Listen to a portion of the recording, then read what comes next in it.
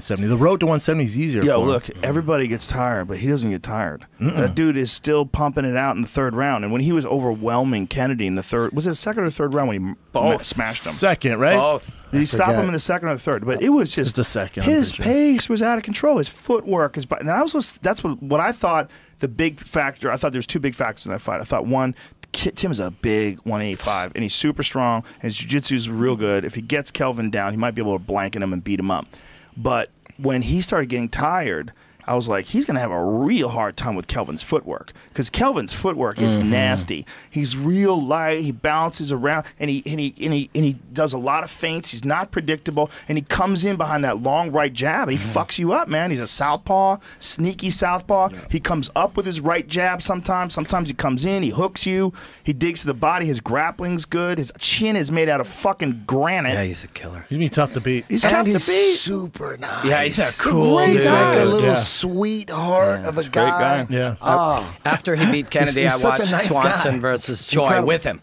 And he was just having the time of his life. He was Yeah. untouched. He was Yeah. untouched. He But fucked Tim That was Kennedy a rough up. night for Tim. Yeah. Well, It Tim was. made a big mistake. He went from one camp straight into the other camp, and apparently he was very flat. Yep. And they were saying that he was definitely overtrained. Like he I just think he's tried overtrained. to do- I think he's 1 foot in, 1 foot out too. these that too. guys, That too. these new gen guys, they just understand the space between you better. Like they manipulate the space between you.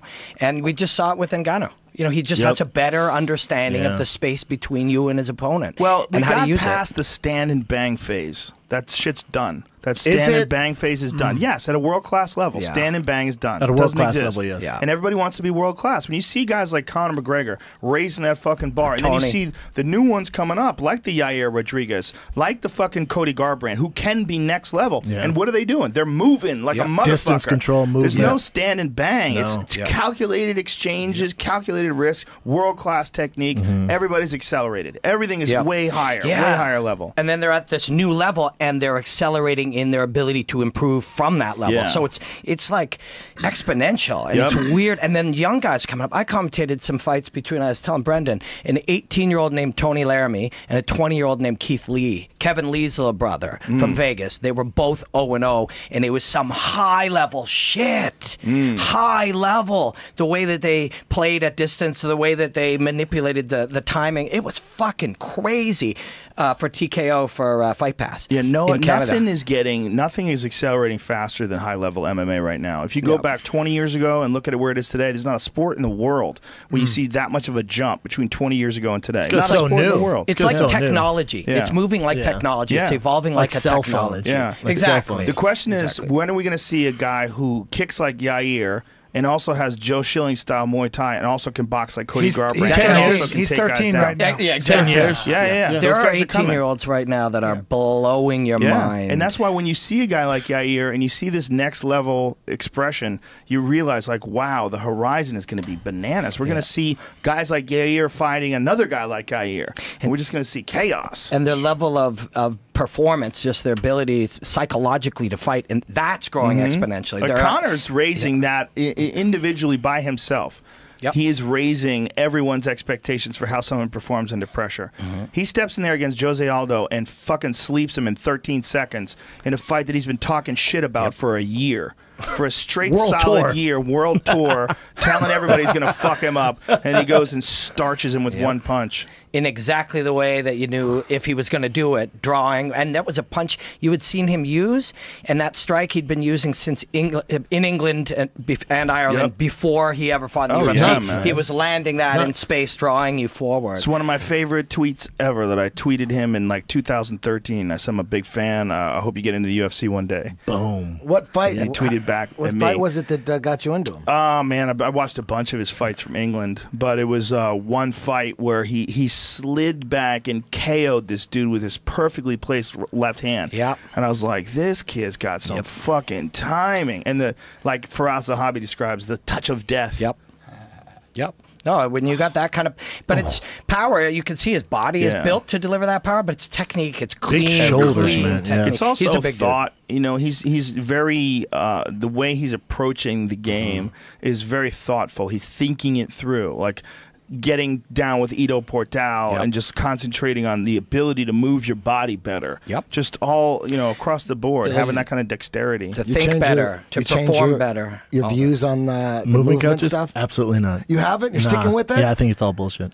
It's definitely not Movement? bullshit. It's definitely Movement is not bullshit. bullshit. How but is movement bullshit? I don't think Explain that. I don't think it's bullshit. I think it can help you, but you better have the foundation, the skills of course, Conor McGregor before you bring in a movement coach like that. Nobody says you cut other shit out. We're just talking about doing movement stuff. I think it's very important. Like gymnastic natural, the way those Brazilians and Gymnastic that shit's- natural. That's real shit. I see it in breakdancing. Breakdancing is movement, the ultimate movement drills. Yep. And I see it personally in jiu-jitsu.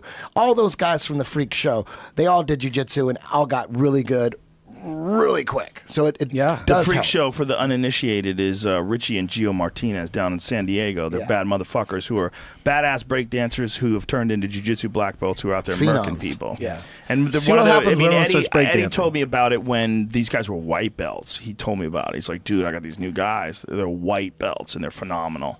Like everybody knew it like right away that they have this very unusual ability. And you know what, man? You got to give it up to the man Rickson Gracie because he figured it out before anybody. You go back to those 1994 Rickson Gracie videos where Rickson was in Santa Monica standing on a balance bar, stretching his leg overhead in a full split.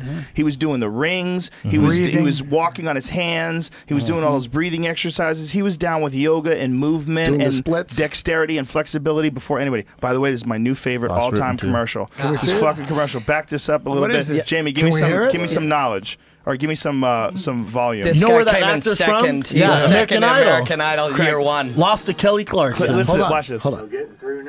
There's a... It's a tiny horse guy. Look at these ranchers. He's got red hair, like purplish What is he red hair. saying? Cowboys, you deserve the sweet reward of a Diet Dr. Pepper. That's mighty sweet.